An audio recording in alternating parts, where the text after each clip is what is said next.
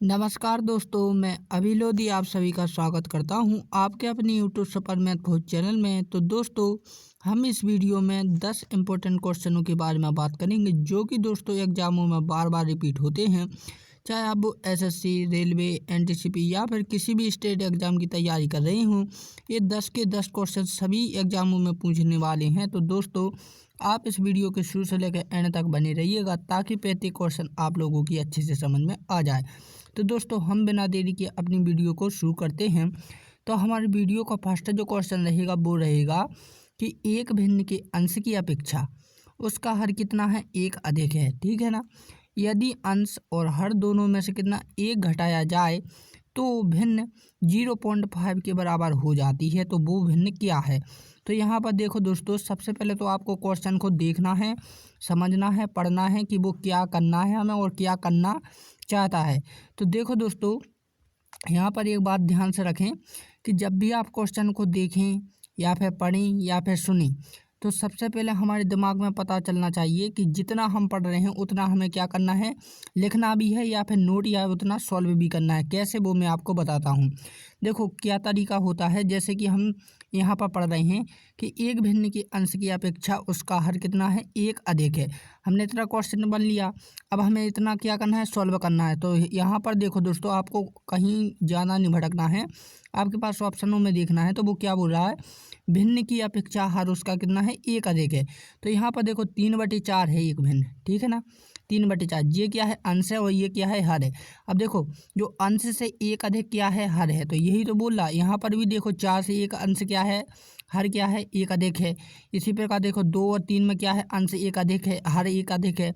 7 और 8 में भी हर क्या है, एक अधिक है, यानी अंश से एक अधिक है। तो इतना तो सॉल्यूशन हमारा क्या है, ऑप्शन में देकर रखा है। ठीक है ना। अब हम आगे पढ़ते हैं। तो वो क्या बोला, यदि अंश और हर दोनों में से कितना एक घटाया जाए, तो हमें एक घटाना है। ठीक है ना। तो सबसे पहले हम ऑप्शन एक को देखते हैं। तो एक घटाएंगे, अंश में से भी एक घटाना है और किस में से, हर से भी एक घटाना है। तो ये कितना हो जाएगा, 2/3। ठीक है ना, 2/3। तो इसी प्रकार हम क्या है, डायरेक्ट घटा कर देख लेते हैं। ठीक है ना, इतना गुदागादी नहीं करते हैं, डायरेक्ट हम घटा कर देखते हैं। तो यहाँ पर 2/3 लिख देते हैं और यहाँ पर कितना हो जाए, दूसरे में 3/4 हो जाएगा और तीसरे में कितना हो जाएगा, 1/2 हो जाएगा। इससे बन नहीं रहा, हम बाद में घटाएंगे इसे। ठीक है ना। तो इतना कर लेते हैं पहले तीन ऑप्शन। फिर क्या है, क्वेश्चन को पढ़ते हैं और आगे फिर क्या बोल रहा है कि तो भिन्न कितने, 0.5 के बराबर हो जाती है। यानी कि दोस्तों क्या है, एक दोनों में से क्या अंश और हर में से एक घटाएं और उसमें क्या है, भाग दें या फिर उसे सॉल्व करें। तो वो कितने, 0.5 के बराबर होनी चाहिए। यदि 0.5 आ गया तो वो ही हमारे क्या हो जाएगा, राइट आंसर हो जाएगा। जब हम इसमें भाग देंगे दोस्तों, तो ये कितना हो जाएगा, 0 पॉइंट कुछ के लगभग में आएगा, 6 पॉइंट के लगभग में। तो हमें तो चाहिए कितना, 0.5। तो ये तो क्या है, ऑप्शन ए गलत हो गया। ठीक है ना। फिर सेकंड देखते हैं। सेकंड क्या है, 3/4 है। तो ये भी दोस्तों 0.7 में आएगा। ठीक है ना। तो हमें कितना चाहिए, 0.5 चाहिए। तो ये तो इंटू में आ रहा है, यानी 7 में आ रहा है, तो ये भी नहीं होगा। फिर हम इसे सॉल्व करेंगे तो ये कितना हो जाएगा, 0.5। जी हाँ, 0.5 क्या आ रहा है, 1/2 में आ रहा है, यानी ऑप्शन नंबर 3 इसका राइट आंसर हो जाएगा। तो मुझे उम्मीद है कि आप लोगों को समझ में आ गया होगा ये क्वेश्चन। यदि इस क्वेश्चन को आप घर पर या फिर इस टाइप के क्वेश्चन बार बार रिपीट करोगे दोस्तों, तो आपको बहुत ही हिम्मत में आ जाएगा। तो दोस्तों, ये क्वेश्चन इंपॉर्टेंट था, RRC ग्रुप डी और हाजीपुर 2013 में ये रिपीट हो चुका है, इंपॉर्टेंट क्वेश्चन है। नेक्स्ट क्वेश्चन देखते हैं। नेक्स्ट क्वेश्चन में क्या है दोस्तों, कि जब n को 4 से विभाजित किया जाता है। ठीक है ना, क्या है, n को 4 से विभाजित किया जाता है तो शेष कितना रहता है, 3 रहता है। जब 2n को 4 से विभाजित किया जाएगा तो उससे क्या होगा। तो यहाँ पर देखो दोस्तों, क्वेश्चन समझना कैसा बोल रहा है वो, कि वो क्वेश्चन का कहने का मतलब ये है कि जब हम n में, ठीक है ना, को 4 से विभाजित करते हैं, यानी कि n में 4 से भाग देना है। ठीक है ना, n में हमें कितने, 4 से भाग देना है, कि उसका क्या है, शेष। शेष कितना बचे दोस्तों, 3। तो अब हमें n के बारे में सोचना है दोस्तों कि n के स्थान पर हम कौन सी संख्या रख सकते हैं कि 4 से भाग देने पर हमें शेष कितना मिले, 3 मिले। तो देखो दोस्तों, एक तो 7 है, 7 में जब आप 4 से भाग दोगे तो शेष कितना बचेगा, 3 मिलेगा। फिर एक 11 भी है, एक 15 भी है। ठीक है ना, 23 भी है। यानी कि दोस्तों कोई सी भी हमें एक ले लेनी है, कोई सी भी, ऐसा नहीं है कि जो मैं ले रहा हूँ वही आप लें, कोई सी भी एक ले लें जिसमें हमें 4 से भाग दें और शेष कितना मिले, 3 मिले, हमें रिजल्ट वो ही आएगा जो हम कोई सी भी ले सकते हैं। तो हम क्या रखते हैं, छोटी सी संख्या को रखते हैं क्या, 7। एन के स्थान पर हम कितना मान लें दोस्तों, 7 रख लेते हैं, ठीक है ना। तो हमें शेष कितना मिल गया, 3 रह गया, ठीक है ना। जब 2n को 4 से विभाजित किया जाता है तो उससे क्या होगा, यानी कि उसका रिजल्ट क्या होगा, ठीक है ना, कितना शेष बचेगा, तो 2। अब देखो n के स्थान पर हमने कितना माना था, 7 माना था, तो हम यहाँ पर 7 कर लेते हैं, ठीक है ना। और अपन में कितने, 4 से विभाजित करना है, यानी कि 4 से भाग देना है। तो ये 14 बटे में कितना हो जाएगा, 4 हो जाएगा, 4 3 12, कितना शेष बचा हमारे पास, 2 बचा, तो 2 इसका राइट आंसर हो जाएगा। तो ऑप्शन नंबर 3 इसका राइट आंसर हो जाएगा। तो मुझे उम्मीद है कि आप लोगों को ये क्वेश्चन समझ में आया होगा। यदि इस टाइप का क्वेश्चन एग्जाम में पूछा जाए तो आप बिना ही पेन उठाए उससे सॉल्व कर सकते हैं। तो ये भी RRC ग्रुप डी भुवनेश्वर में पूछा गया है 2013 में ही, ठीक है ना। नेक्स्ट क्वेश्चन में क्या बोल रहा है दोस्तों, कि प्रथम 50 विषम प्रकृति संख्याओं का योग कितना होगा।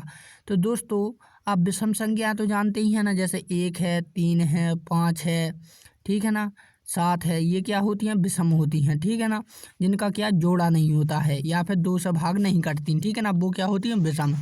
तो यहाँ पर देखो दोस्तों, आपको क्या है, प्राकृतिक संख्याओं का योग के लिए दोस्तों प्रथम के लिए एक फॉर्मूला होता है जो आपने नहीं देखा होगा, सुना होगा। तो n का स्क्वायर होता है, ठीक है ना, n के स्क्वायर, यानी कि जो संख्या आपको जहाँ तक पूछी गई उसका स्क्वायर कर दीजिए, आपकी विषम संख्याओं का योग क्या निकल आएगा। हमसे कहाँ तक पूछी गई है, 50 तक, तो 50 का जब स्क्वायर करेंगे तो ये कितना हो जाएगा, 2500 हो जाएगा। तो ऑप्शन नंबर 3 इसका राइट आंसर हो जाएगा। तो क्या इसमें कोई हमें करने की, दिमाग लगाने की ज़रूरत पड़ी नहीं ना, सिंपल सा था फॉर्मूला के लिए। यदि दोस्तों आपसे क्या है 10 के लिए पूछा जाए तो देखो 10 का स्क्वायर कर दीजिए, ये कितना हो जाएगा, 100 हो जाएगा, ठीक है ना। इसी प्रकार आपसे कोई सी भी संख्या पूछी जाए जहाँ तक, तो आपको उसी का संख्या का क्या स्क्वायर कर देना है, आपका रिजल्ट आ जाएगा। और दोस्तों यदि सम, ठीक है ना, सम के लिए पूछ गई तो वो क्या होती है, सॉरी, प्राकृतिक संख्याओं के लिए, सम नहीं, ठीक है ना, प्राकृतिक संख्याओं के लिए पूछा जाए तो n प्लस के 1/2 होता है, ठीक है ना, ये फॉर्मूला, यदि प्राकृतिक संख्याओं का ये पूछा जाए, ये विषम के लिए होता है। नेक्स्ट क्वेश्चन में क्या है दोस्तों, ध्यान से पढ़ना है इसे भी।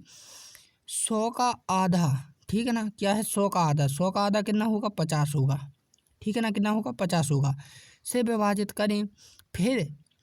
फिर क्या है, पास नहीं है दोस्तों, यहाँ पर थोड़ी मिस्टेक हो गई है, यहाँ पर 5 है, ठीक है ना, और यहाँ पर गुना नहीं है, गुणा है, ठीक है ना, यानी इंटू का चिन्ह, ठीक है ना। तो 100 का आधा यानी 50, ठीक है ना, विभाजित करें, फिर उसमें क्या है, 5, ठीक है ना, तो हमने यहाँ पर 5 लिया, 5 का गुणा करें तो हमें क्या करना, 5 का गुणा कर दिया, फिर और क्या है, 20 घटाएं, यानी दोस्तों इसमें से हमें 20 भी घटाना है, ठीक है ना।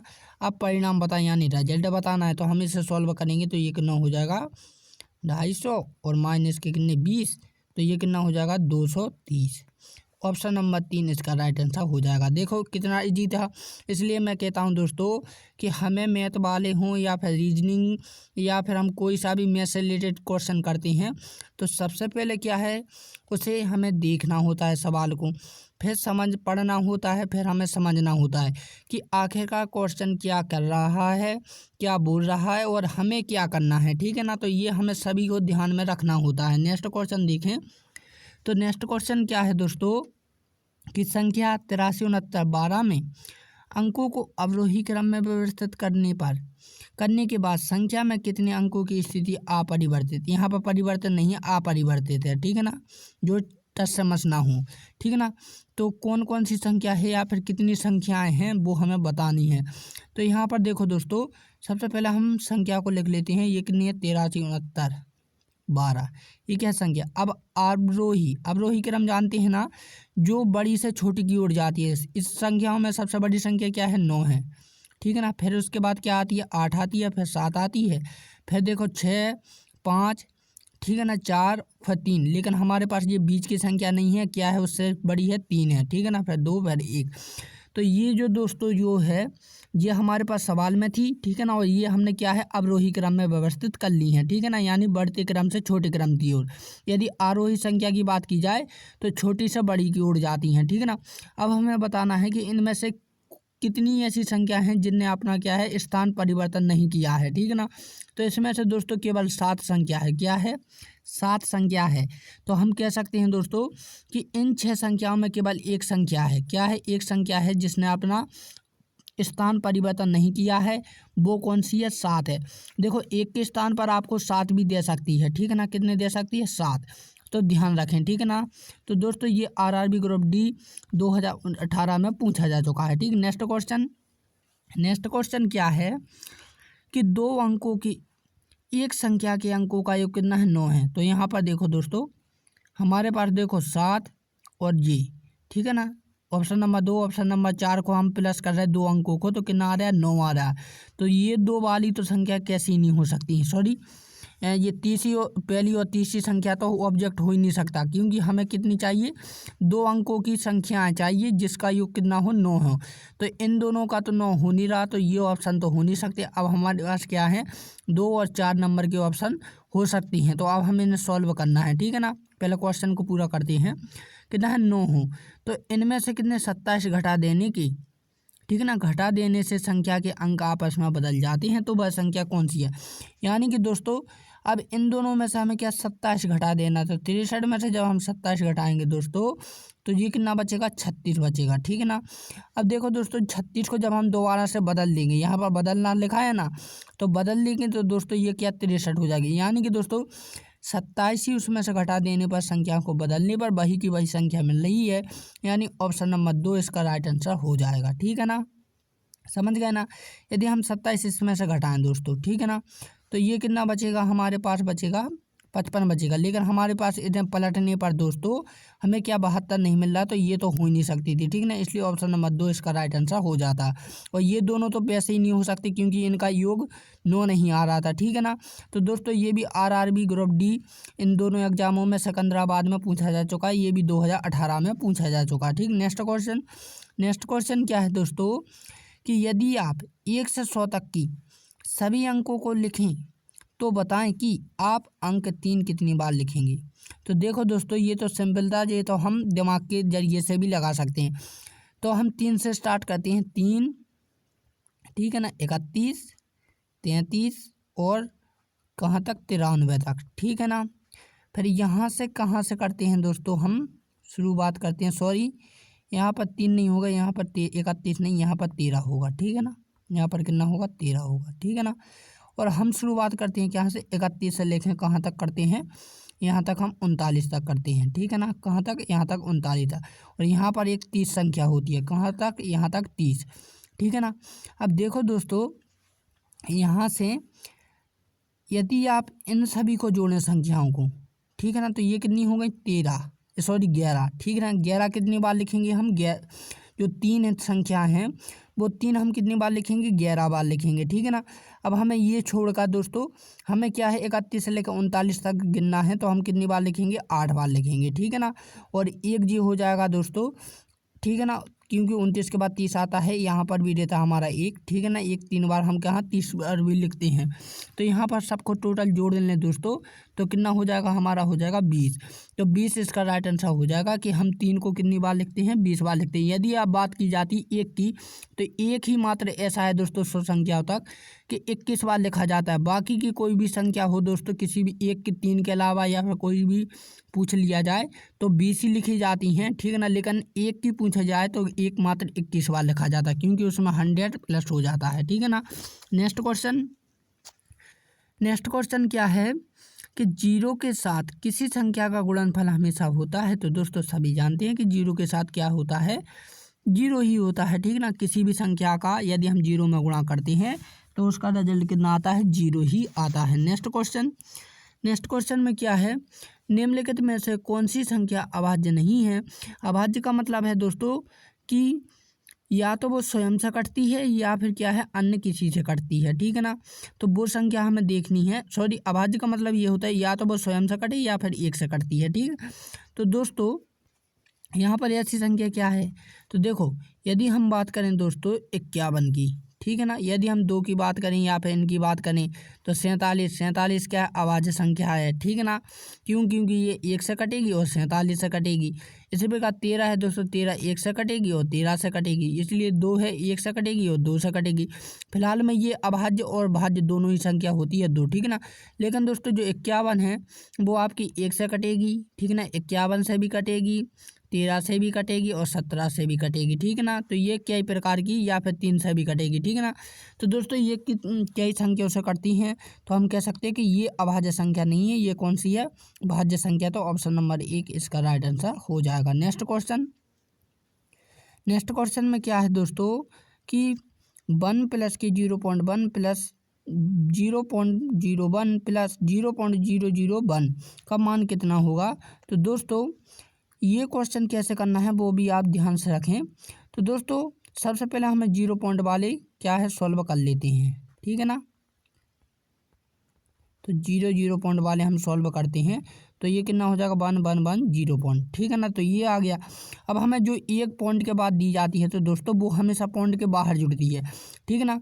जो सिंपल जो पॉइंट में नहीं होती है संख्या वो पॉइंट की कहाँ आगे की ओर जुड़ती है, ठीक, कहाँ पर आगे की ओर, जैसे कि यहाँ पॉइंट के आगे। तो दोस्तों हमें क्या जोड़ना है, एक यहाँ पर जोड़ना है। तो दोस्तों 1.111 हो जाएगा। तो ऑप्शन नंबर 1 इसका राइट आंसर हो जाएगा। नेक्स्ट क्वेश्चन है निम्नलिखित को सरल बनाएं। तो दोस्तों इसे आपको कमेंट करके बताना है। तो दोस्तों यदि आपको ये वीडियो अच्छी लगी है तो प्लीज़ इस वीडियो को लाइक एंड सब्सक्राइब जरूर करें, साथ ही साथ इसे शेयर भी करें ताकि दूसरे व्यक्ति भी इस वीडियो का लाभ उठा सकें। तो दोस्तों अब हम मिलते हैं अपनी अगली वीडियो में, तब के लिए जय हिंद एंड जय भारत।